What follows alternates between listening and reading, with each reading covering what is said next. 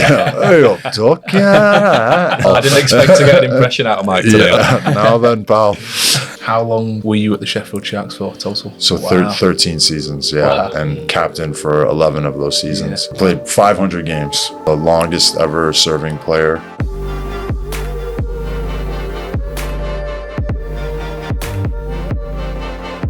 Welcome to the Fit Dads Podcast. I'm Brad Thompson, he's Ryan Dutton, but that doesn't matter today, mate, because we've got a big guest. No, seriously, he's massive. We're joined by Mike Tuck, who is one of the most recognisable figures in British basketball. After growing up across the Atlantic, he found himself becoming a true Sheffield-er with the Sheffield Sharks Basketball Team.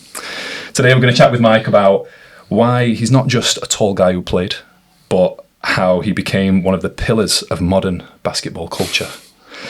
Plus, we'll discuss life after playing, his media presence, and how we can look at introducing young children to basketball. So welcome to the Fit Dads Podcast, Mike Tuck. Thanks for having me, guys. Good to be here. Welcome on. Mate, let's go right back to the start. Life in Canada. What was that like? Snowy and cold. Okay. Where are you from? Where's I'm born and raised in Toronto. I was born in the city, and then we moved up to the suburbs when I was about 4 or 5 years old to a town called Markham. That's where the journey kind of began. Picked up a basketball. I was always the tallest kid in the class. My dad quickly realized this, and my dad played football, American football, but I think he saw, my height and what an advantage it would be. So about 9 or 10 years old, started playing basketball just in a little local league. And I took to it right away. And I think I played a lot of sports when I was a kid, a little bit of hockey, you can't volleyball, in Canada and not play hockey. Exactly. At the time, hockey, absolutely huge, whereas basketball was still kind of, people like, oh, what is this sport? American thing. Yeah, exactly. So kind of went against the grain there. But again, just all down to my dad and just seeing it put me in a bunch of different things, track and field, volleyball, all those kind of things. And then basketball was the one where it was just like, all right, there's something here. So just kind of took off from there. Amazing. How old were you when that shift occurred, when it became hobby into almost like your identity? You were known as Mike the Baller. That's exactly it. So started playing local league 9-10, and then basically went to this kind of trial camp thing. And there was a local coach in the area running it. And this was for a rep team in the area, which is more like a club level thing. Made the team. That guy's name was George Krause. He was the phys ed teacher at the local high school. And his son was my year. George had coached briefly in the States at a Division II women's basketball. So he kind of knew the ins and outs of America, the collegiate system there, growing basketball players, developing basketball players, getting them to scholarships into the States.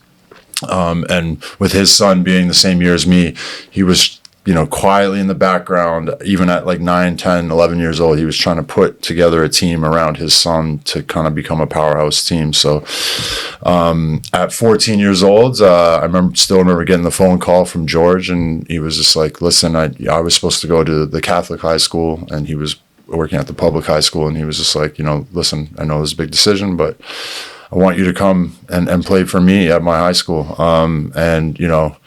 Luckily enough, with my father staring down me at the other side, you're going to go, right? So it's kind of one of those, it was a big decision at that age, 13, 14 years old, and leaving all your friends, that comfort, that security blanket, and then choosing basketball and going to a school where I probably only knew about 2 or 3 guys. So huge decision at that age, but that's kind of when it shifted from hobby to identity. I ended up going to Markham District High School and had an amazing career there. And again, George had pieced together this really big team around his son and around other players. We had guys from all over the map that weren't supposed to go to that high school that all kind of went, and we ended up creating this basketball culture there at this school. So ingrained at me at such a young age, and then he was running training sessions and stuff like a collegiate level style. The skill work that we were doing, the development, the plays that we were running were all like kind of foreign to Toronto and Canada at that time, because he had already had that exposure to the States and bringing that shift to things there. So very lucky that we crossed paths, and that I was same age as Chris, his son. But from there, that was when it really started taking off. And then my dad made me watch this movie called Hoop Dreams. If you haven't, I've not seen that. No, if you I haven't seen it, No. Space Jam was my thing. that was a big one too. That's what got me into basketball. Yeah. Hoop Dreams was a documentary made in the 90s, and it followed two different high school basketball players, both from Chicago. Not from the best backgrounds, but it followed their careers, not just for like a one-off film session. They filmed them over a course, I think, of like 4 or 6 years, and both the kids trying to get a scholarship to a university, and like their paths and what they did and the challenges they went through. They didn't have stable homes, and it was drugs, guns, violence, all that stuff. Sounds brilliant. I need to watch this. One of them makes it, one of them doesn't. But even the guy who makes it, he goes through injury struggles. And so it was really interesting, but also it opened up this door to me, my dad showing me this movie and being like, oh, you could get your full education paid for. You could go on this amazing journey, all like through the tool of basketball. So that really locked it in. I was probably about 15, 16 when I watched that movie. So then I really started being like, oh, okay. And then we started winning tournaments, letters started coming in from universities, and all of a sudden it started really, taking off and snowballing from there. So ended up getting a call from one of the best prep schools in the States, called Maine Central Institute. They had produced 11 different NBA players. The biggest one was only a year or two before I got there, was Caron Butler, who's had an amazing NBA career, and a guy that I had seen on TV, and I was like, wow. So went there for 1 year, out in the middle of nowhere, in the middle of Maine, and then from there got a scholarship to Loyola University down in Baltimore, Maryland. So that's the transition. Amazing. What was the difference like from playing at 15 then to playing at like 18, 19, 20 in the university leagues? Yeah, well, like the jump from high school in Canada to that high school year in America, the prep school, we had 12 guys on the team, and 11 of them got scholarships. So like even the guys on the bench were getting, because that's how high level it was. Wow. So going from being like the top dog on my team in our area, I was extremely athletic. I could throw down crazy dunks. Big fish, little pond. Went down to that school, and it was like everybody was doing that. That was normal. It was like, so it was, sink or swim at that point. And that's when I think, that little bit of pressure on me, forced me to develop, and not only just like the egos as well, like the American ego versus, Canadians are very nice and polite, and whereas American, it's like much more like, like put up a fight and fight for everything that you have to get. So that was a big jump. And then going to the university was another severe, like getting there. And I remember that first week of training I had never seen that level. I didn't know I could train that hard before, because you're doing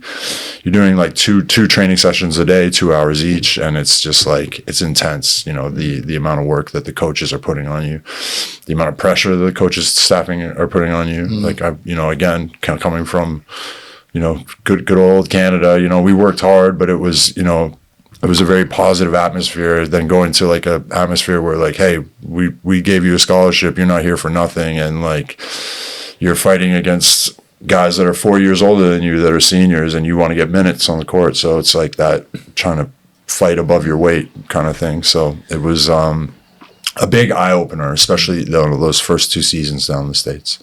Well, I absolutely love the scholarship system, how that works. I think us as a UK society can certainly learn from that. My little brother, he went out there and got a soccer scholarship, loved it. What was your academic career like? Because I know you're basically going to be a full-time athlete alongside a full-time student as well. How's that? Well, they always tell you like you're a student first or whatever, and that's all bullshit. You're there to play basketball, and you're there to perform. And obviously, academics are important. You have to maintain a certain grade point average. You've got to get the work done in the classroom, but your whole day is scheduled around basketball. Like you have an academic advisor that's basically moving classes around so that you can be at this training session at this time, this one at this time. Wow. You've got to, as a scholarship athlete, you've got to maintain a certain amount of study hall hours a week. So your whole day is so structured because you're up your first training session of the day, then you're going to like 2 or 3 classes, then you're in your afternoon session, then you're straight to study hall, and like you got to fit in meals there. Yeah. You might have a weight room session somewhere in there as well. So but you have a lot of people around you helping you, figure all this out. It's a lot all at once, but I think at that age you need structure. I think it's super important. And at the end of the day, the school that I went to, Loyola, it was like one of the most expensive schools to go to in the country at the time. I think it was like $45,000 a year. So it's just like, you're getting something out of it at the end of the day. Yeah. But balancing the schoolwork with the basketball is challenging for sure. Fatigue sets in. You're in class like almost dipping to sleep at times, but you got to find a way, because if you don't, and I saw many guys do this, they don't maintain the grades, they don't get to play. And that was the biggest thing. We all wanted to play on that big stage. We all wanted to play in those big games, and we didn't want to get left behind. And I think that kind of fear and pressure on us kind of, forces you to fix up and get it done. It's a lot of pressure, isn't it, at that age? And I love the fact you had a logistics person working out when you were at training, when you were in class. Because when I went to Sheffield Hallam, and I played first team football, which was an okay standard. We were in the Premier League of like the universities in the UK. No one was planning out my week. I had to work out when I was in class, when I had to make training sessions. It was nowhere near as intense as what you did. We probably did like, I want to say like 4 training sessions a week, and then like a game on a Wednesday. Yeah. I'm sure you guys probably do like double sessions. I coach Bucks. I coach University of Sheffield men's basketball for first team. Cool. So I'm aware of that. Me coming from that system in the States over to here, we get like one training session on a Monday night. We play a game on a Wednesday. There's an open gym on a Friday. Yeah. I put in some extra sessions throughout the week just for skill development. Cool. In the mornings. But I remember when I first got on and I saw like the commitment level of some of the guys, and I was like, do you guys want to be here? Like, what? And I was like, oh, they're not scholarship athletes. This is like a club hobby. They're paying to be here. I'm in here screaming at them, trying to, get water from a stone. But again, that was a part of my learning process way down the road, that these guys are on a completely different path on what I went to. So it's like I have to provide something different. I have to make it fun for them. It can't just be a sergeant general. We had the same thing, because our manager was an ex-Sheffield United player, and he used to really have a go at us if we went out at a weekend. I mean, our game was on a Wednesday. We couldn't go out on a Saturday night. He's like, you'll still be too hungover. And we're like, come on, Gaff. We're at university. We want to enjoy ourselves. Yeah. We're paying to be here. This is like a bit of a hobby of ours. Yeah, we're okay footballers, but, it was very different to what you experienced in the US. 100%. Yeah, and I think there's benefits to the US system. I don't think it's perfect, especially now. They've changed a lot of the rules, and they have like NIL deals where students can get endorsements outside of the college, but also it's to the point now, especially in NCAA men's basketball, where players are getting paid now from the university to play for teams, and in some cases like 6 figures, 7-figure deals. So and when I was playing, we didn't have that. It was more for the love of the game, and you wanted to go to a university. You wanted to represent it with pride. You never wanted to leave there because it was kind of a shameful thing. You wanted to stay, even if it was hard or the team was losing or you hated the coach. You always tried to persevere. Now kids are bouncing around like it's a pro league. They're whatever team they're on, they're looking for the next contract to get paid. They're trying to set themselves up, which I don't blame anybody for that, because sponsorship as well. Yeah, I would be doing it too. But Chris Kraus, who I played with in high school, he's now the head coach of Stonehill University, and I talk to him on the phone sometimes, and he's just like, they're a kind of mid-level university in the States, and he's just explaining the minefields of that system, just saying, you know, if we have a good season, my top 2 players on the team will get offers from higher level teams with crazy money, and then they leave, and then he's like, okay, so I have to now I have to find a way to recruit in other players, pay players. Wow. So it's turned this whole university system that was, I don't want to say pure, but it was more, you know, dedicated to the sport and the amateur side of the sport, to now it's just like any other pro league. It's just like, wow, so the university league is like paying for other players to come to their university. Oh, yeah. We'll take on your scholarship, we'll give you X, Y, and yeah, Z. like even on the Sharks, where we have guys now coming in from that system now, and they're talking about the money that they made in the season before, and I'm just like, what the hell? Yeah. I was happy enough just to get a scholarship and a free education out of it. But things have changed. We'll see how long it lasts. I don't know. There's a lot of talk around it, and there's a lot of angry coaches, but it's just the way of the world. So it is what it is. You gotta roll with the punches. So what was your transition from America to the UK then? When did that happen? Well, again, finding out that there was pro leagues all around the world. I had obviously grown up a huge fan of the NBA. That was a big part of me, you know, picking basketball. The NBA had expanded in 94, 95. And the Toronto Raptors came to Toronto, which is my hometown. So all of a sudden I had this NBA team, and my dad was taking me to games, and watching those games was a huge thing. And then finding out, there's pro leagues in Europe, there's pro leagues in Asia, there's pro leagues in Australia, all South America. So I figured that out, and I had seen guys on Loyola before me or around the league had gone overseas. So that all of a sudden that, you know, lit a fire in me. I was like, you know, I don't think I'm done playing basketball at the end of my college career. I wanted to continue playing. So my mother was born in England. She emigrated over to Canada when she was 16. Where was she from? She was born in Bournemouth. Bournemouth? Okay, Yeah. cool. So we, you know, we have a lot of family here. We would take family holidays here when I was a kid. All my other friends were going to Florida and Mexico. I was trucking over to the UK in the rain. You must have seemed quite sophisticated compared to them.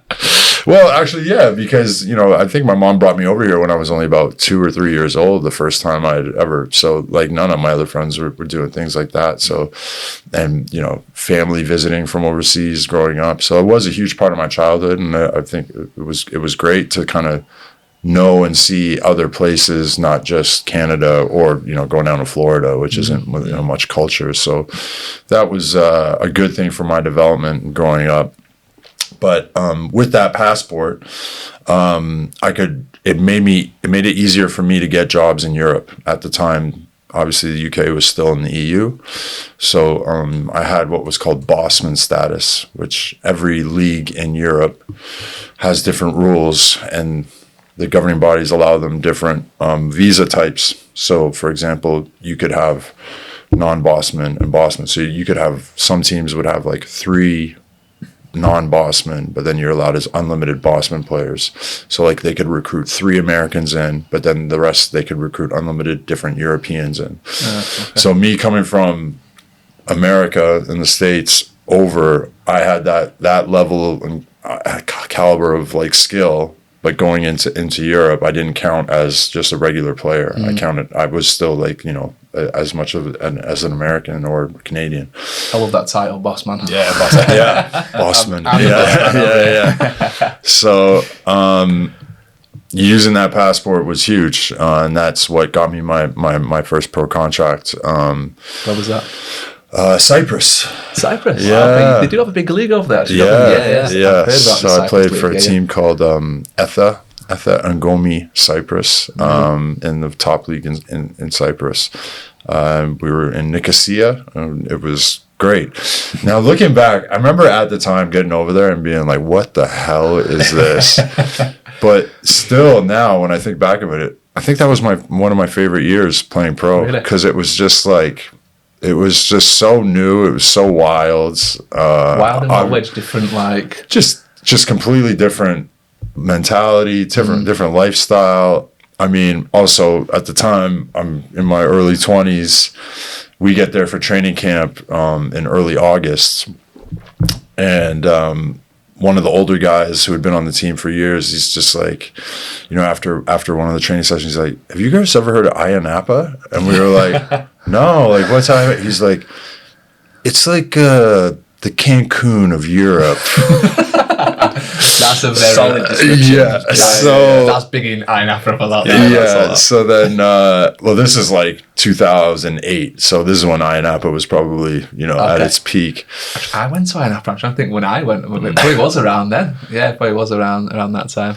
So then, next thing you know, we're going to Ayia Napa every day after practice. Every day is intense. Well, it was only like about a 30-40 minute drive from. Okay. So, and we had about a bunch of young, wild teammates. So they were like, "Let's go," and so that was fun. I mean, it was different. It was fun, and then also it was my first time without being in this kind of structured NCAA system where class and whatever. It was like, no, you're just getting paid to play. You're like, this is, so still extremely competitive. I mean, great league to play in. Lots of really good Eastern European players.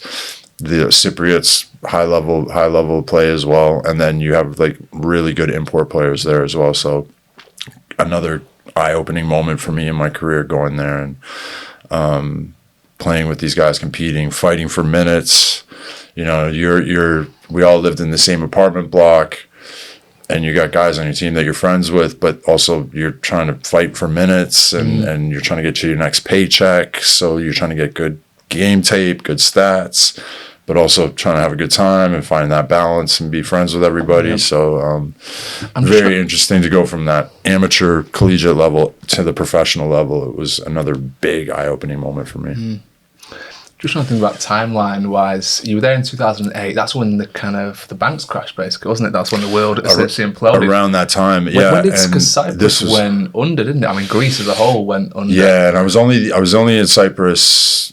Our team ended up going bankrupt that season. Really? Wow. Yeah, so because the banks took all the money off people. Like, and money in the banks was taken. Yeah, and so I ended up leaving there, and I finished the season in Luxembourg. So our team in Cyprus was like, they had team meetings and they're like, "Listen, we're only gonna be able to pay you a percentage of your paycheck for the rest of the season."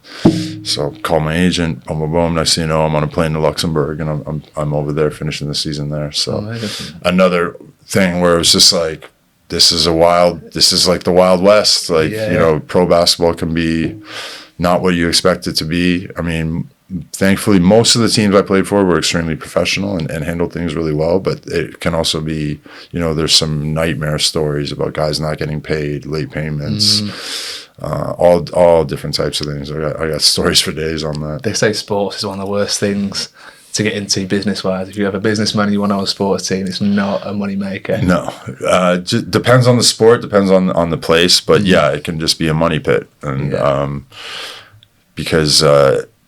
You have to be able to generate that revenue from ticket sales, from merch, from all the other things to make your money back. And there's lots of costs. Like players aren't cheap. Venue, if you don't own your own venue hire isn't cheap. Support staff, all those things add up very quickly with pro sports. And you've got to win. And sometimes teams win for a while. We see this a lot in the Premier League. This changing of guard sometimes, where back in the 90s United were winning everything reluctantly, and then now Liverpool have had a bit of a turn where they're winning quite a bit, but now they're having a bit of a downward spiral. And obviously teams changing, players change, coaches change, things move on. Very difficult to stay successful as a team over many years. Yeah, definitely. And you look at like a city like Sheffield, there can be fair weather fans, can't there? When you're winning, those stands are packed. Yeah. When you're losing, it's a bit, why is it so quiet in here? I mean, life's pretty good for Sheffield United right now, so I'll just leave that there. But this is not a football podcast. This is not a football. I had to shoehorn that in. I'm sorry, everyone. I mean, speaking of Sheffield, when did the Sheffield Sharks come into play? Yeah, so ended up going to France after that. And again, it was a situation where the team was losing, and it was very tense. It was not a good atmosphere to be in. And they ended up releasing a few players, and then I was just kind of next on the hit list. So again, another learning moment for me, another growth moment for me going through a situation like that. So they ended up releasing me, and I could have just gone back to Toronto and waited for another contract to show up. But instead of that, I told them, well, I'm right here. I have family that live in London. Like, just fly me to England. I'll be right there. It might be better for me if another team wants to get me, instead of like me being all the way back there. I'm already here, ready to go. Like, they can just fly me in. So went to London. I was there for probably 3-4 days. And then I had an email from the Sheffield Sharks. They had contacted me earlier in the summer, but I had already signed my contract in France. So they said they had a player injured. And do I want to come up and do a little trial at one of their training sessions? So I hopped on the train from London, came up to Sheffield, did the training session. I still remember getting off the train and just being like, what is this? You know? Welcome to you. Yeah. Hey, up, Duck. Yeah. Now then, pal. I didn't expect to get an impression out of Mike today. I'm thrilled that we have. I can speak Yorkshire. Yeah. Now then, pal. Yeah, and went over. It was at the English Institute of Sport, and did the training session. Did really well. And then I think I stayed that night. The next night, me and the coach and the general manager all went for dinner, and they offered me a contract on the spot. Trained back to London, got all my stuff, trained back up, and I've been here ever since. Wow, pretty much. Yeah. What is it about Sheffield that made you stay around? Was it the club itself? Was it Well, the place? I think initially, at that time, I had bounced around so much, and I was, you call them contract killers because you're just basically a hired gun, a hired assassin. You could go and play for one season, then you get out, you're on to the next thing. You're looking for a bigger contract or a better situation, and that's typically what you get from professional basketball in Europe. Not a lot of guys will sign multiple year deals. It's usually one year contracts. When I first got to Sheffield, that was kind of what I assumed. I still was, young. I was like, I still wanted to like explore and live different places. But that first season, we ended up winning the cup, the BBL Cup. And that was my first ever real experience of winning at a high level, winning a piece of silverware. And that, I'll tell you what, that just like fuels a fire in you. There's no better feeling than that, than winning. So from that, we won. I was a major contributor on that team. I was, good points, good stats, everything. So that was enough to get me back for the next season. The club wanted me back. I wanted to come back. Also, living in different countries where they didn't speak English was like a huge thing, because that was always just like a barrier. And then coming to Sheffield, now, I can't tell you, I understood all the English in Yorkshire when I first got here. I'm from Manchester and I still don't. Right. It was a form of English. It was just like a lot of smiling and nodding the first there. Like, go down, corner, round to Bob. I was like, they're skipping a lot of words here. Like, what's going on? And then men calling me love. That was a new thing for me as well. But it was... Listen, it's a great city. It's not a huge city like Toronto or London where I'd been. It's more of a town, but I still like that I had that city vibe. I like that there was 2 universities here. There was a good nightlife scene, lots of cool restaurants, that kind of thing. It's a vibrant city. There's lots going on, lots of sports teams, obviously 2 huge historic football clubs, big hockey team, rugby. So I kind of like that energy that the city had.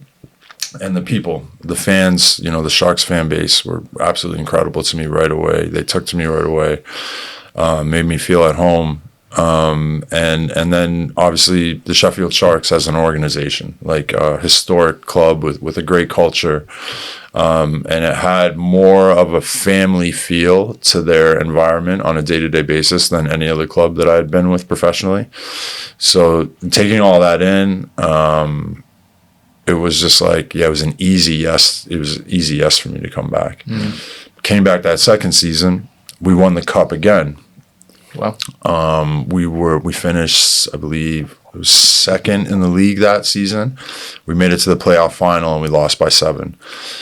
So then again, I had this second season professionally where I was like, wow, like I can tell you what it feels like to play for a losing team for an extended period of time. And it's the worst especially when you're a pro, because this is your identity. This is what you do. This is what you're part of, and you're dedicating your whole life to it.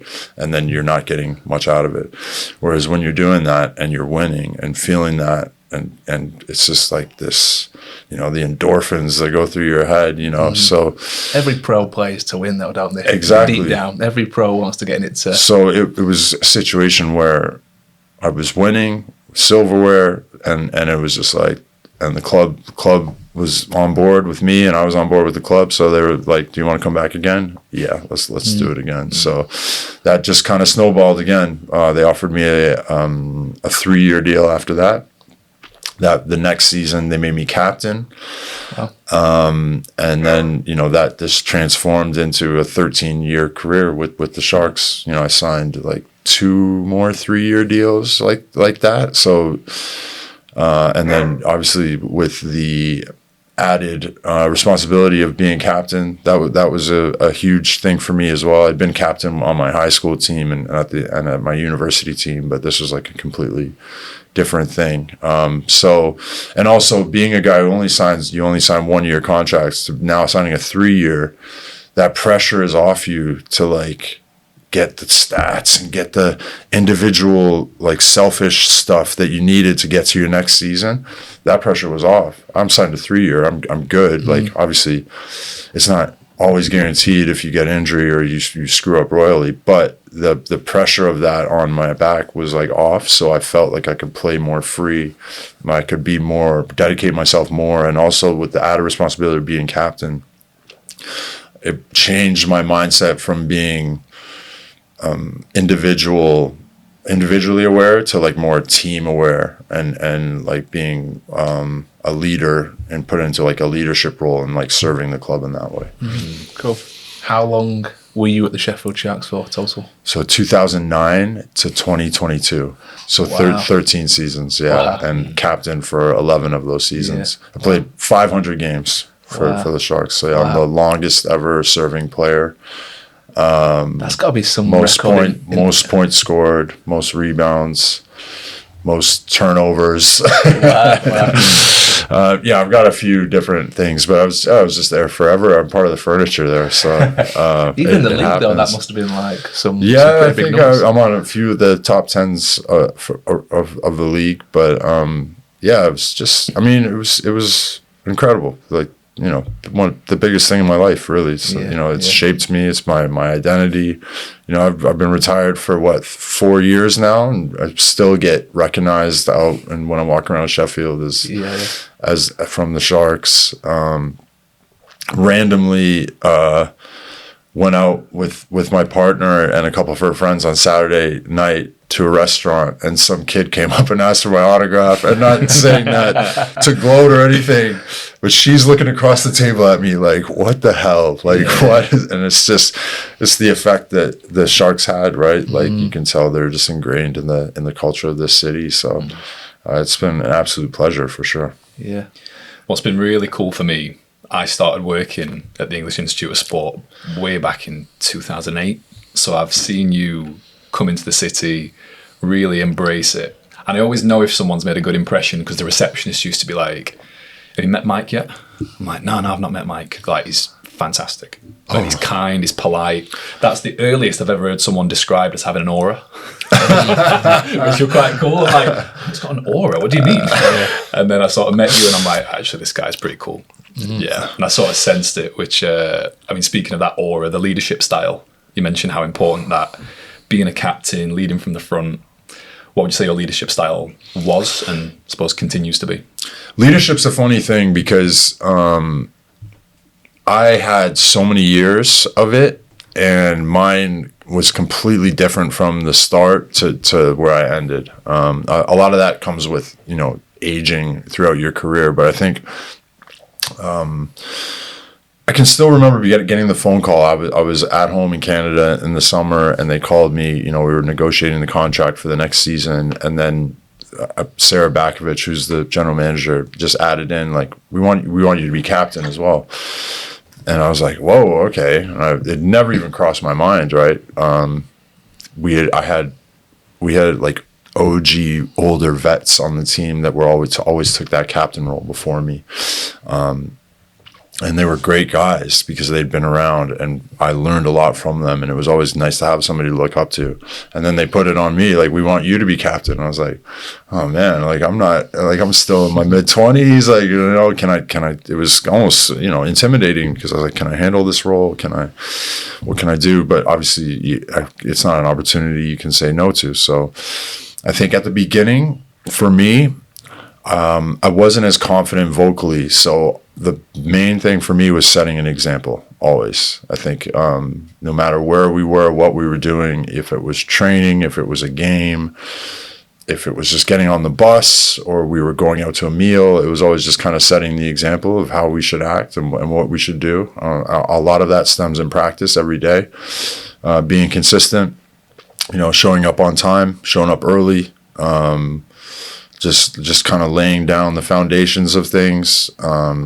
If guys don't want to be there and you get that vibe, you got to quickly turn it around. You got to start barking a little bit and get guys moving. And I think that was the biggest thing for me, is setting an example early. And then I think as I developed, I learned how to be more vocal about things. I remember I had a teammate say, because I wasn't always confident, like with my voice, being the voice of the team in that respect. So, and he was like, you don't realize like how much the guys like listen to you and like look up to you. So like use your voice more. And I was like, all right. So then I tried it and things started working. So using my voice just on a consistent basis every day in practice, but then also in the locker room during games, piping up and saying stuff like at the half times. We would go in the locker room saying my piece in the huddles. Small things like when you're on the court and the whistle's blown, you huddle the guys up real quick to like talk about the next play or correct a mistake, those kind of things. So using my voice was a big one. And then starting to kind of go further than that would be like gauging people, learning who needs a kick up the backside versus who needs the arm around the shoulder, recognizing when things are a bit wrong. I think a lot of people look at like leadership positions and they think it's like an authoritative thing or like you have to be a boss about it. Whereas I kind of looked at it more like a service thing. I wanted to like serve the team. Like what can I do to better the team? What can I do to serve? So I think, that was learning about people and just managing people and then also being that piece of communication between the coaching staff and the players. Mm-hmm. When coaches would come to me and say things, I would try and find a way to like get that message across to the players, and then vice versa. If the players had an argument or they needed something, getting that to the coaching staff and management. So it's not just about, the C on your thing, you know what I mean? It's much more than that. And there's that added responsibility every day when you show up, when you're a captain. It's like taking that on board. You're not just a regular player. You're not just playing for yourself. You're playing, you're taking it on board for the team. It's really easy to see why they chose you to be the captain, actually. After hearing about your kind of ethics and your view of leadership. I love that comment about I'm trying to serve them rather than be the boss, because I think a lot of people get into that. And you see it a lot in everyday roles like jobs, right? People get that managerial role and all of a sudden they turn, like they're just immediately like a bit of a dickhead, like the dickhead manager. You obviously saw it as like bridging that gap, like you said, between the players mm-hmm. and the staff and the coaching staff. And I think we all, whenever we get put into those roles where we have to be a little bit authoritarian or we have to take on more responsibilities, I think we always pull from people in the past that have been quite good to us in that respect. Like I always think about previous football managers that were really good and just kind of got the team, understood us. And I think so much of my coaching style now when I do, my PT sessions is from those early guys who just understood the players and actually took on board what they were saying, and you kind of thrust into this zone of psychology where, like you said, you take on players' emotions and you go, right, he's someone who needs that arm around the shoulder, he needs encouragement. If I ever go at him for not playing well, it's going to bury him. Whereas this person over here, he's a bit Billy Big Balls, he probably needs bringing down a peg, so I need to kind of get on him a little bit, and that's the way I'm going to get onto him and make him perform better. And you do understand and kind of respect psychology a little bit more, I think. And without even knowing that it was a psychology role, when I stepped into it, because I just wanted to be the quiet guy, lead by example, and then realizing that that's not enough. You need to do those other things, and it's, either if you take it more as a authoritative stance, guys are going to turtle or they're going to fight back. And when you're trying to be a boss, and it's much easier to walk and with guys that want to walk with you in a direction than drag them with you because they don't want to be there, they don't want to do it. So I think it's finding that balance, and it's not easy, especially in team sports and in any team situation. It's tough, right? Because you have a big group of people all trying to get them focusing towards one goal. And every single person is an individual. Every single person has an ego, especially in sports. So it's trying to mix that and feed everybody's ego and get them all to work together. So that's the challenge. Yeah, and it's easy when you're winning, difficult when you're losing, isn't 100%. But that's when you find out what you're made of, right? Yeah, for sure. And that's when you can make adjustments. That's the biggest thing, making adjustments on the fly, being adaptive. And then again, man management. There's the macro with the team and then the micro with each individual, and trying to steer that. Talking our language, macro, micro, all the programming stuff. Mike, I'd love to transition a little bit into maybe basketball in the UK in terms of the differences that you see over in Canada, in the States, maybe from grassroots. So if someone did want to get involved in basketball, where would they start? They need to find a local team. I think basketball, well, first off, basketball is the second most played team sport in the country. In terms of numbers and within young people. So obviously football is the number one, but basketball is number two. I did not know that. Really? Yeah, Number two. Wow. So I can't remember the age bracket. It might be 16 to 25-year-olds, something along that.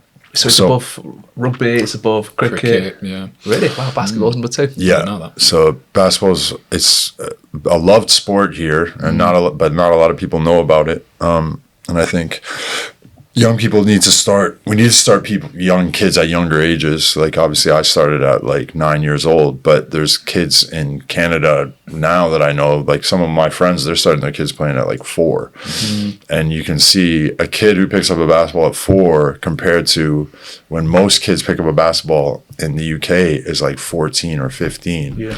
The development is insane in those kids. So starting kids at a younger age and getting them involved in basketball, not just to say you have to put your kid in one sport and at that age, but let them try basketball at a younger age is a huge thing. So I think with that, it's getting kids involved at a younger age. I think it's easy to find. There's clubs all over the UK. I think that's probably the biggest challenge in the UK is facilities. There's not enough facilities and not enough ownership of facilities. So there's some great venues, let's say even in Sheffield, for example, great venues, but like you can't get on Ponds Forge Court because there's badminton or EIS because there's, you know what I mean? So it's hard to get in, and also renting courts is not cheap, especially for younger kids who can't afford it. So just seeing what the Canada Medical Arena has done with Sheffield. The Sheffield Sharks obviously built their own arena, and it's basketball purposed arena. So we have all our youth and development structures within that arena, and seeing just the impact that that's made on basketball in the city already, because you've got kids all the way from 10, 12 years old going up to 18, up to like my university team, up to we have a Sharks Division 1 team, and then on top of that we have the Sheffield Sharks Pro team, the Sheffield Hatters Pro team. So it's like a whole pipeline now, like going up to that. So I think that's a huge thing within the country, is that we need more basketball purpose venues built. We need more of the professional clubs within the country making that their goal. And that has been the trend, like I'd say over the last 10 years. You had the Leicester Riders build their own arena. You had the Newcastle Eagles build their own arena. We've built our own arena. The Caledonia Gladiators up in Glasgow, or just outside Glasgow, they have their own arena now. The Bristol Flyers are on their way to get their own arena. So now we're almost at a point where we almost have half the teams in the league that have ownership of their own arenas. That's really cool. But we need more of that, obviously. Yeah. And there's only 9 teams in the SLB, the top league in the UK. There could be 15, 16 teams with all the major cities that there are. So there are city centers that don't have that yet. They do have basketball teams, but if we could get to a point where we have that, a basketball facility purpose built in every city, that would be, a huge impact on the sport. I think I don't know enough about the ins and outs, but the bureaucracy behind it and the governing body, it's kind of a mess with British basketball right now. They are making strides to make it better. Mess in what way? Without putting your foot in it. Yeah, I don't know how much I can get into it. So there was the BBF, which is the British Basketball Federation, that oversaw Basketball England, Basketball Scotland, Basketball Wales. That has kind of dissolved within the last year due to things that I can't even really get into. So they're rebuilding that, but that's kind of had an effect on the national team structure and the way that GB is set up. Once that's in order, I think, and they are making good strides to get that back in order and into the right place. So once that's in order, I think, we'll see better things coming with the national team, which is, again, it's something for young British kids to look up to, because sometimes young British kids will come to a Sheffield Sharks game and they see American players or, import players. Whereas I think a lot of young kids in the UK, they need those role models to be British-born players, so that it's someone for them to look up to, someone for them to strive to be, and it's achievable in their mind because, that's a guy, that's a kid from Sheffield playing there. Yeah. Like, I'm a kid from Sheffield, I could do that. Yeah. So you need those kind of examples and role models. So I think those are a couple of the things that we could be doing. I actually didn't know that Sheffield had built its own arena. I had no idea. Where's that? It's up in Attercliffe. So it's cool. on the Olympic Legacy Park where the old Don Valley Stadium used to be. So it's kind of like in that sporting corridor, they call it. So it's our arena, and then the English Institute of Sport is Sheffield Arena. So we're all there. There's also the Steel City Stadium there as well. That's where the Sheffield Eagles have played a few games there. It's great. It's an amazing arena. I wish I had played a few more years, so I could have got a couple of games in there. But absolutely incredible. If you haven't been down to a game, we'll get you down to a game for sure. I'd love to. I know Sharks been down recently. The Sharks and the Hatters played there, both doing great this season. So, but it's just like, it's built for basketball, and you come in and it's got it's 3 courts. Stands pull over the 2 side courts. You have the show court in the middle, and it's just like the atmosphere that it creates is amazing. Seats just over 2,000 people, but like anything more, anything less, it wouldn't feel right. You know what I mean? Okay. Like, we sell out quite a few games, but it's the perfect size because it creates that. That you don't want like a big 5,000 seater because you're not going to fill it every week. So keeping it like at a manageable size has been great for us. What's your role at the club now? What do you do? Head of marketing for the Sharks. So I started that role. So this is kind of gearing into like my transition out of basketball, but I started that role Probably, I first started working for one of our sponsors, a law firm in Sheffield, as their marketing manager, just getting like hours every week to kind of build up my skills. And then I left them and I started working for the Sharks probably 2018, 19, while I was still playing. So I had like 3 years of that while I was still playing. And obviously that was like kind of more of a part-time thing. And then fully transitioned into it after I finished playing. It's good that you were thinking about that. I think not enough sports people start thinking about post-career during their career. People just get to the end and go, shit, what do I do now? And I mean, just getting more into post-career, we had a little bit of a laugh and a joke beforehand about some of the things that you've been up to like post-career. Oh, One of the ones that came up with the, I need to know more about this, Mike, the dating show. Yeah. Talk to me about the dating show. It was an experience. What was it? What would you got? I went on a show. It was called Love Triangle on Channel 4. Okay. It was something that was offered to me. I newly single at the time. Well, not newly, but like I was single at the time. And it was just one of those things. I didn't even think it was real when they first contacted me. I was like, what is this? I was DM'd on Instagram by a casting guy, and I was like, whatever. And then next thing you know, I'm on a call. Next thing you know, I'm on a FaceTime call. Next thing you know, I'm in a meeting. And then next thing you know, I'm like going into the show. Cool. So interesting experience. Don't regret doing it. It was what it was, and it was cool to see how that side of media works and the ins and outs of reality TV. Would I go on a dating show again? Fuck no. The triangle aspect is confusing me. I mean, it could be anything like, couldn't it? What was the premise? So they contacted us and they said, we have a new show, working title, Love Match. Love Match, okay. You're going to take a bunch of personality tests, and then we're going to match you with the girl of your dreams. And they did. We took loads of...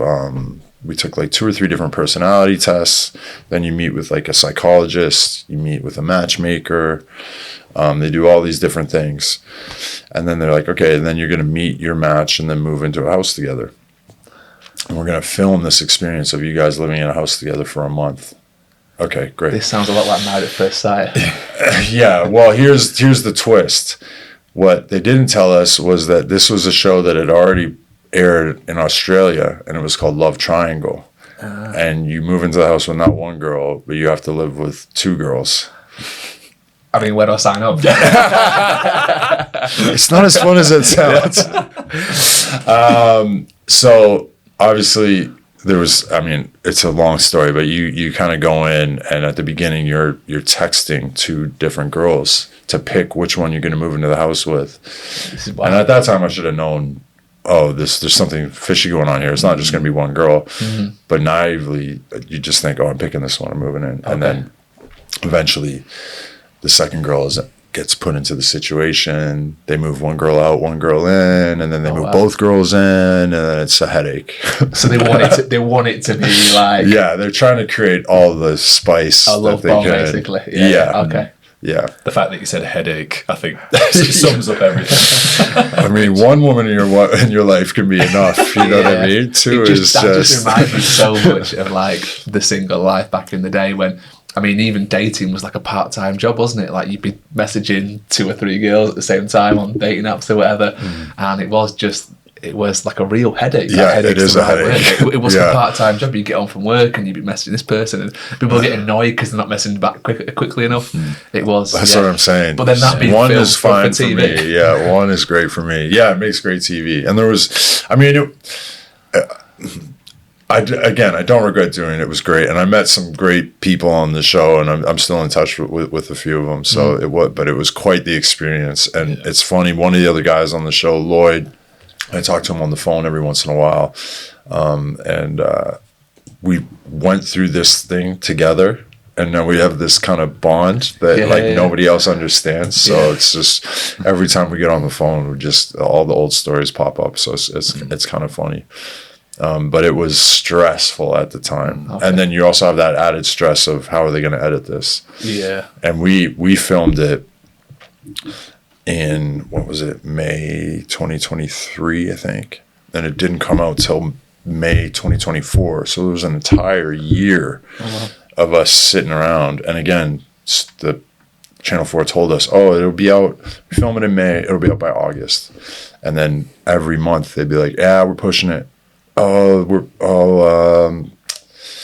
This show's on now, so we can't release it now. We'll get this show's coming on now. We can't release. So then it was an entire year of just like this, like, oh my God, am I gonna look like Tool on TV? And then you build it up so much, and then when it came out, I know I got a little bit of backlash, but I got a little love too. Okay, so like what was the backlash? What was it? Well, I mean, it was. It's just like people have opinions online, right? So like people will watch the show. The show is heavily edited, even to the point where like there were certain audio clips that were taken from different conversations and inserted in. Like I noticed mine, so I was just like, this is weird. You get a real like behind the curtain look into how all these shows are, and actually makes you question a lot of things. Well, it's funny. Stuff you watch. There'll be a scene, right, and you're watching it, and it's just like me and one of the girls talking. And in real life, when we film the scene, it's like completely fine. It's very calm, whatever. They chuck a little bit of lighting and some moody music behind it and like dramatic music. And all of a sudden it just looks like the craziest, most intense scene, where in reality it was just like, it was just like, very chill. Okay. Was that your first exposure to the world of media and entertainment? Because I know you do quite a lot now in a professional sense, probably more linked to basketball. Was that the first exposure? I mean, so I've been doing basketball commentary and guest work on punditry work since probably like 2018. So I had like a little bit of insight into that world because I used to go down to Sky Sports Studios, do Sky Sports NBA. The league signed a deal with Sky Sports, so then I was one of the studio guests every week, or courtside reporter or commentator for games. So I had done live sport before, but obviously this was completely different. Very interesting. I have a very well-rounded view of like how all that kind of stuff works because I've been around it on different levels. You're also pulling back the curtain on like your personal life a little bit, because when you talk about your sport, it's your work, it's your business, it's like stuff you've done, it's your bread and butter, right? You can have that professional air about you. Yeah. This is completely different. You're now looking at you and your personality and how you are with the people, and you exposing yourself a little bit to a certain 100% you are. And that was very challenging for me to try and pull that curtain back, because I think just as a man and as an athlete, you're kind of guarded in that respect. And also as like an athlete, you know, you're going into like, you know, a gladiator going into the arena. You have to like, you know, mentally guard yourself and shield yourself when you're, you know, in these public spaces, and you know you're on TV, and then going into this, I'm supposed to, talk about your feelings every 5 seconds, pulling you for a talking headshot. Talk about your feelings. How do you feel? I'm like, I'm tired of talking about my feelings. Like, God, I have no feelings. I'm a basketball player. Yeah. But yeah, so that was another thing. Another growing and learning experience is like trying to let my guard down a little bit and be a bit vulnerable, which is, I think, as men and as an athlete, it's really hard to do.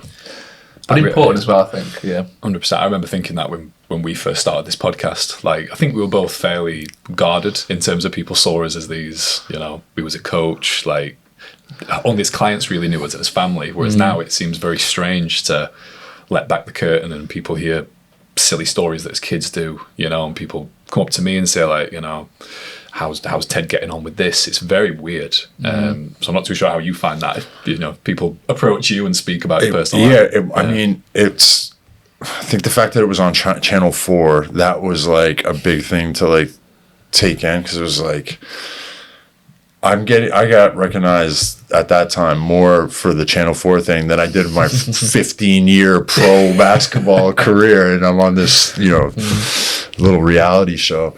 But yeah, it's like, being able to let your guard down, be vulnerable enough to like tell stories, but then also, you know, like, oh, okay, people are going to see this, people are going to react to it. So it can be the gift and the curse. But overall, it wasn't a curse at all. You know, I think it was, did what it did. Nice. You mentioned about obviously stepping away and, not being a pro athlete anymore, going into the world of marketing now. What would you say drives you now rather than chasing the trophies, chasing maybe the stats, the accolades?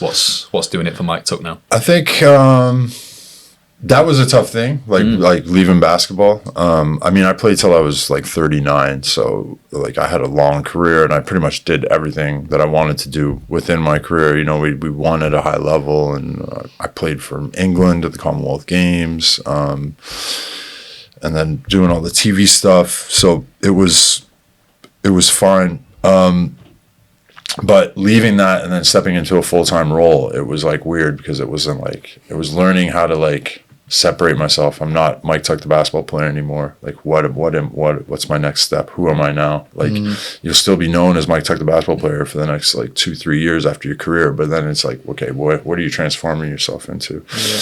And I think it's not just one thing for me. I love being part of that marketing team within the Sharks and still being part of the organization. And that has made my transition from playing to post playing way easier than any other guy that I've seen stop playing, because I was, because I played it so long, I saw a lot of other guys retire before me. So I had a lot of other guys to lean on when I was going into that, have conversations with, and guys that didn't go into basketball, it was like a really hard, like a slap in the face kind of thing. So for me, it was really easy. I'm still working for the organization that I played for so long. So still the same people around every day. Not getting ready for that first preseason with the team, that was extremely weird.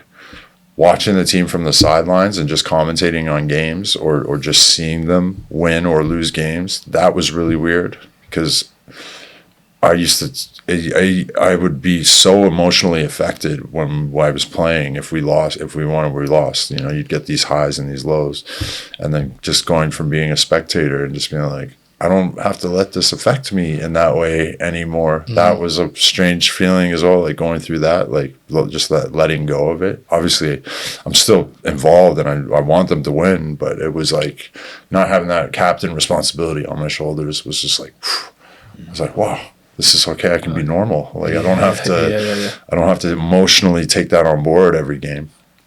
So that was huge. But again, what drives me now, I'm working there. We're trying to build this culture within the team, and we've done a really good job with all the people at the club. The fan attendance is up year on year.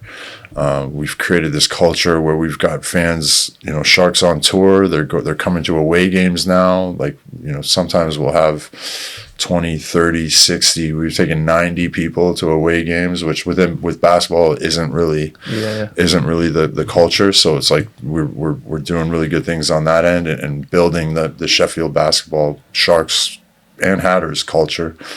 I coached the university team, like I said, and coaching wasn't really something I wanted to get into, but they kind of twisted my arm, and now I'm on my 4th season with University of Sheffield.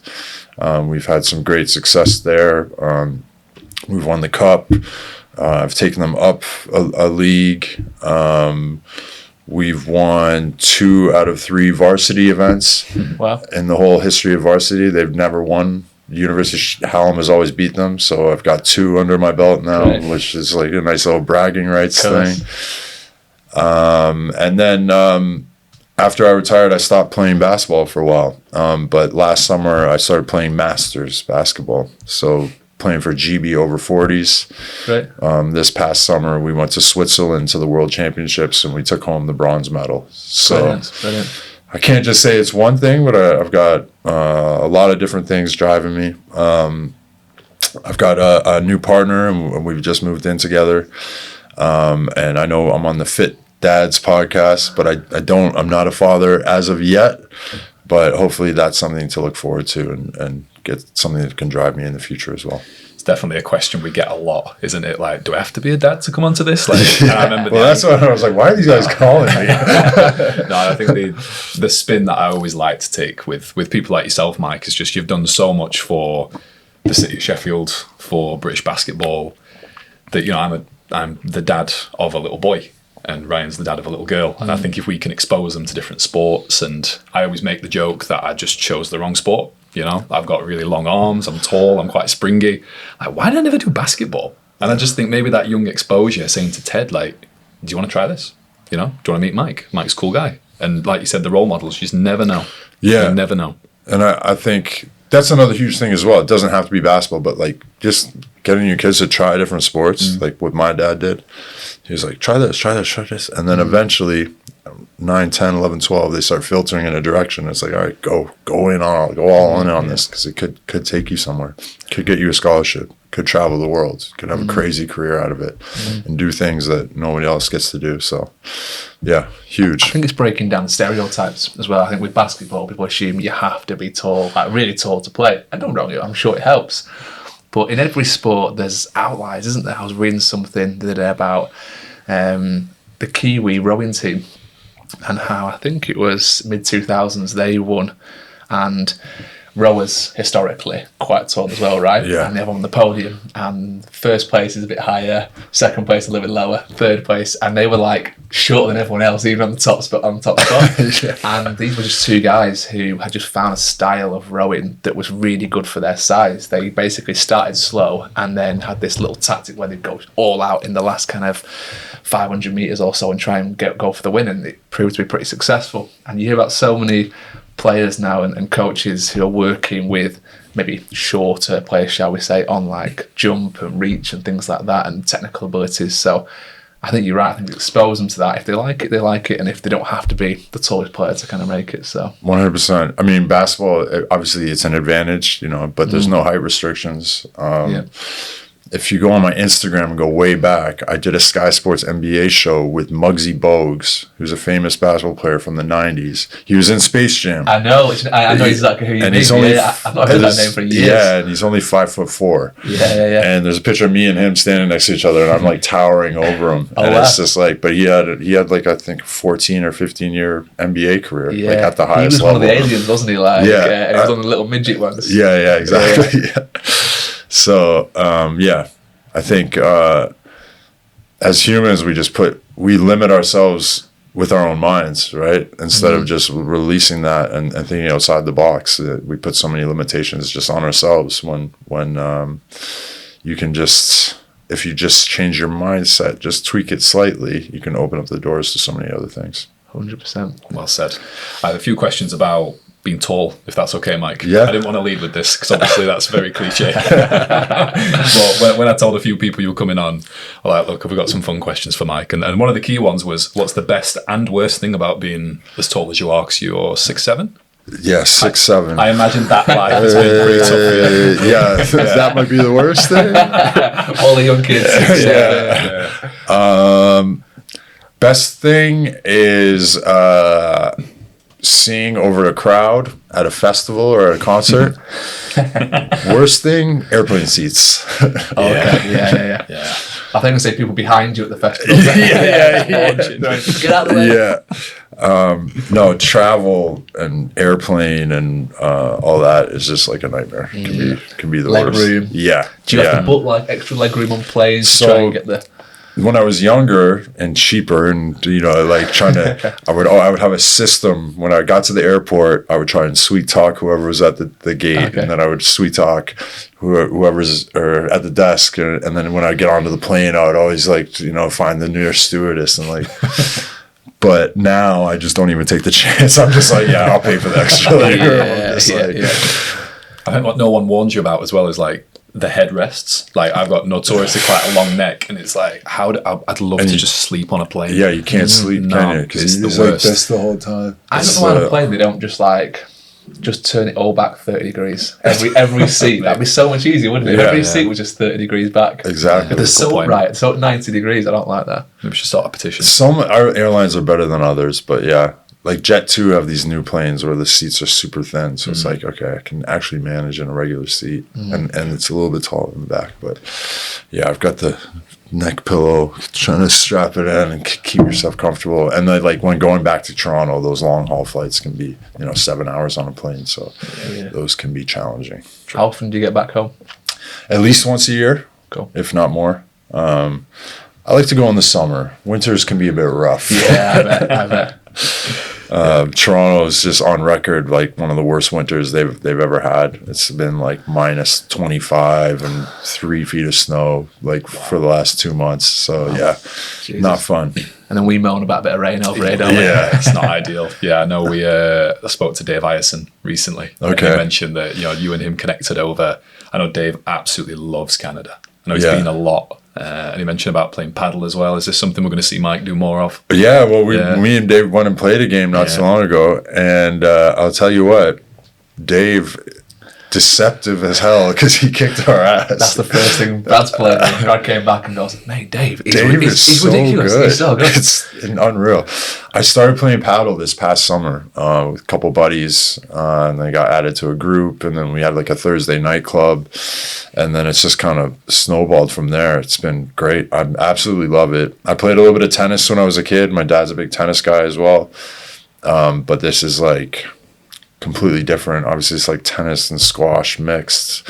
But I think it's so competitive. That's what I love about it, and addictive. Because you're not running and slogging up a tennis court, and like that can just be frustrating. Whereas like paddle, ball stays alive a little bit longer. You don't have to run as much. It's not as physically challenging, and so it's the competitiveness of it is just unreal. So yeah, I am. I don't play as much as I'd like to.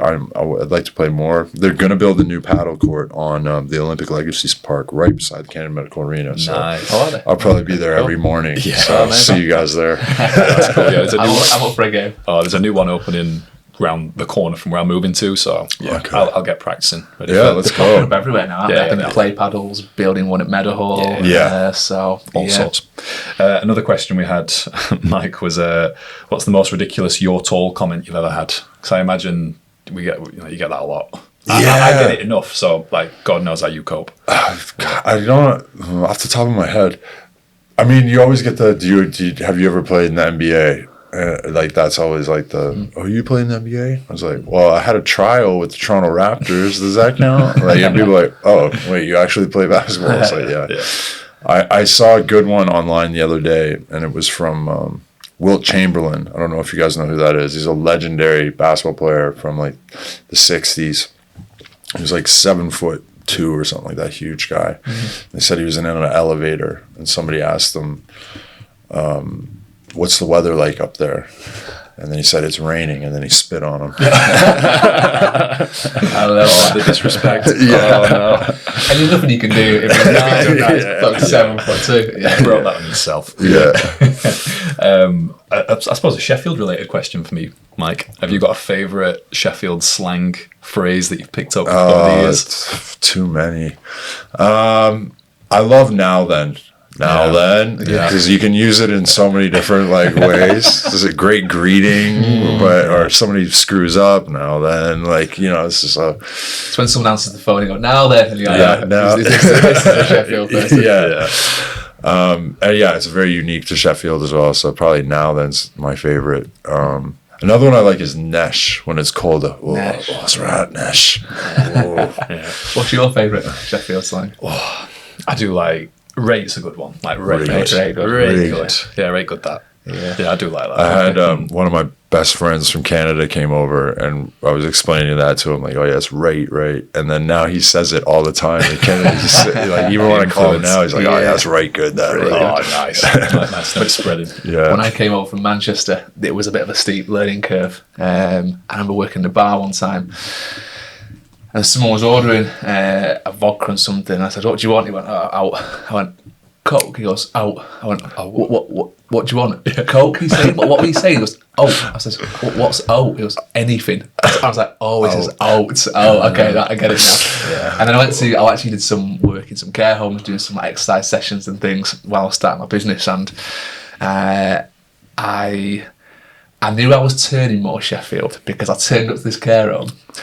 And I got up to the door, and I've been following this sat nav, and it sent me like all over the estate. And I got there, and I went, "It's had me all over here." And I went, "What the hell just came out of my mouth?" And I was like, "Yeah, I'm officially indoctrinated into the Sheffield slang there." Yeah. Another good one is Summit. Summit. Like what? Oh, something. Oh, yeah. Summit. So I've listened to a few Arctic Monkeys tracks, and Alex Turner definitely shoehorns that in as much as he can. Any final questions for yourself, Ryan? I just want to explore a bit more, obviously, post-career. Like, you mentioned movies as you walk through the door. Talk to me about the movie. Oh, yeah. appearance. Yeah, so another random thing. There was a guy who used to come to Sheffield Sharks game, like long-term fan, and he ended up contacting me, and he was like, we haven't spoken in a while, but I'm working in movies. I'm working at one of the movie studios over in Manchester. And he was like, they're filming this movie here, and they have a basketball scene in the movie. And the producers were asking me if I knew anybody like in the basketball world that could come, because no one in the crew really knows it, and like you could come and do some coaching and blah blah blah. And I was like, yeah, sure, like, well, let's do it. So ended up going over to Manchester to a gym, and the main actor in it was Luke Evans. Okay, yeah. So the Welsh actor, pretty big name. And then oh God, kill myself here. The other actor was on Rory something. I can do some research for you, Mike. Yeah, sorry. It's called 5 Pounds of Pressure.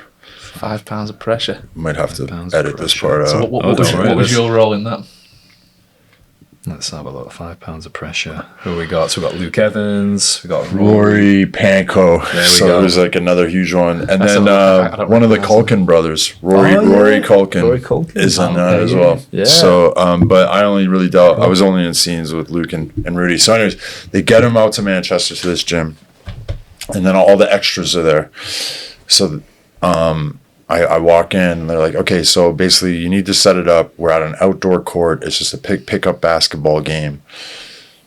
Luke is Rory's estranged father. This is the first time they're meeting, and he's going to walk in and start playing pickup against his son and blah, blah, blah. And like, we need you to set the scene up where they get into there's a fight that happens and blah, blah, blah. So I'm in there, and I'm like, who's played basketball before? And like one of the people put their hands up or whatever, and then I'm like, all right, like, what's your experience? And like, it just, none of them had even like played. I threw a ball to one of them, and they didn't even know how they were like, ah! And I was like, all right, first rule, don't be scared of the ball, like from two hands.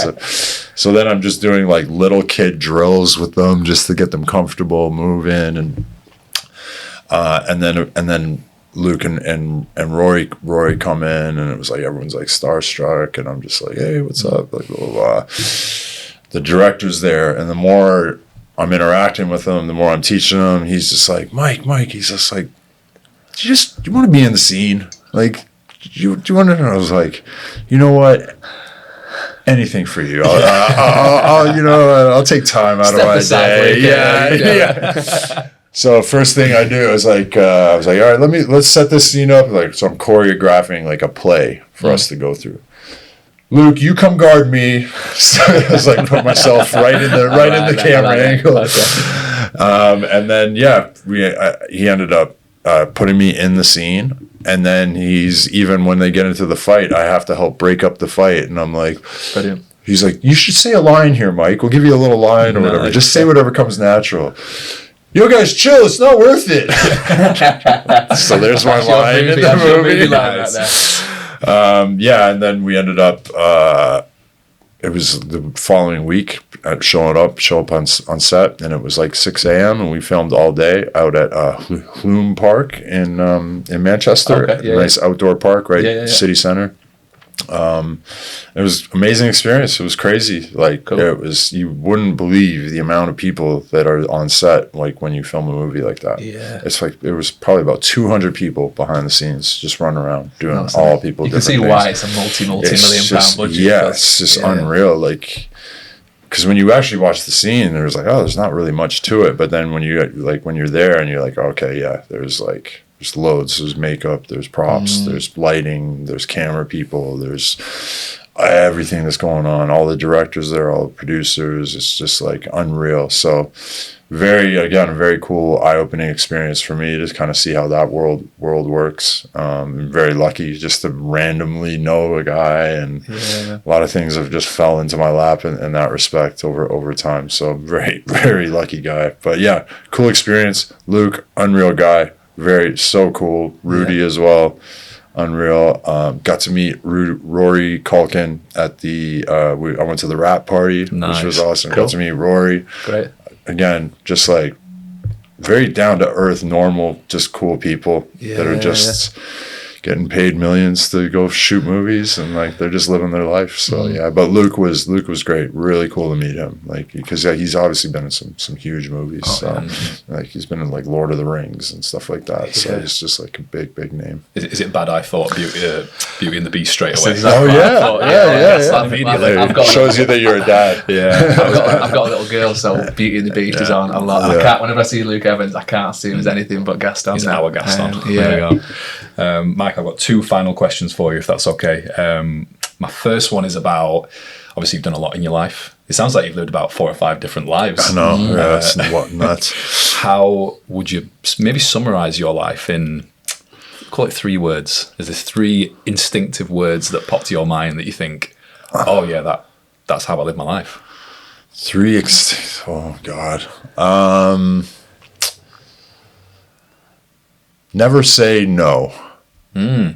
Okay. How about that? I like that. I love that, because that's a big theme on the podcast, is like saying yes to more things. Yeah. I think going back to the beginning of the pod, when my dad kind of pushed me over that edge when I was 14 and I had to say yes to going to a different high school. And that was like getting pushed into the uncomfortable situation of socially having to go into a new school and make all new friends and like start over. And like at that age too, it's like such a huge thing. So I think my dad doing that kind of put me in a mindset from there on where I was getting more comfortable doing the uncomfortable. And I think that's a big thing for me, is like moving forward with all these different things, is that I've been able to like be like calm and comfortable in uncomfortable situations. And even as like the captain of the team, you know, you have to be kind of calm and find ways to maintain, you know, in uncomfortable situations. So, and again, with that comes to saying yes to a lot of things that are thrown your way, like going on reality shows, doing a movie, or being live on Sky Sports, those kind of things. So, not saying no, or finding comfort in the uncomfortable. I love that. Amazing. I think that sums it up perfectly. I was listening to your whole journey from, like I said, back in Toronto to where you are today. I guess, you know, a certain amount of it is like a little bit of luck with the coach when you were younger, being pushed by your dad, but it's also sticking it out a little bit as well. Because at every point along that journey, you could have said no, couldn't you? You could have said, this isn't for me, I'm going to do my own thing. But you just said yes. Yeah. And kept saying yes, and was like, you really roll with the punches, and that's take you on this awesome journey across the world, playing a sport that you absolutely love, settling in a place that you really love, and, you know, hopefully you'll be here for a little bit longer as well. I hope so too. Yeah. If there are any young kids watching, listening, if there's any parents who are been inspired by this and maybe want to get themselves or the children into basketball, like, where are we sending them, Mike? Well, you can follow me or reach out to me. Obviously, I'm at Mike Tuck 15 across most platforms. But then also the Sharks, Sheffield Sharks, at Sheffield Sharks on most platforms, at Sheffield Sharks Official on Instagram, or the Hatters for any young female players, at Sheffield Hatters, sheffieldsharks.co.uk, sheffieldhatters.com. Just reach out. There's loads going on. There's lots of coaches. There's lots of youth teams, development. It's a great sport, inclusive team. Get involved. Amazing. Mike, Thank you so much for today, man. Appreciate it. Man. Awesome. Thank you, man. Really appreciate you. Thank you, man. Guys, thank you for joining us on the Fit Dads podcast. We'll see you on the next one. See you soon.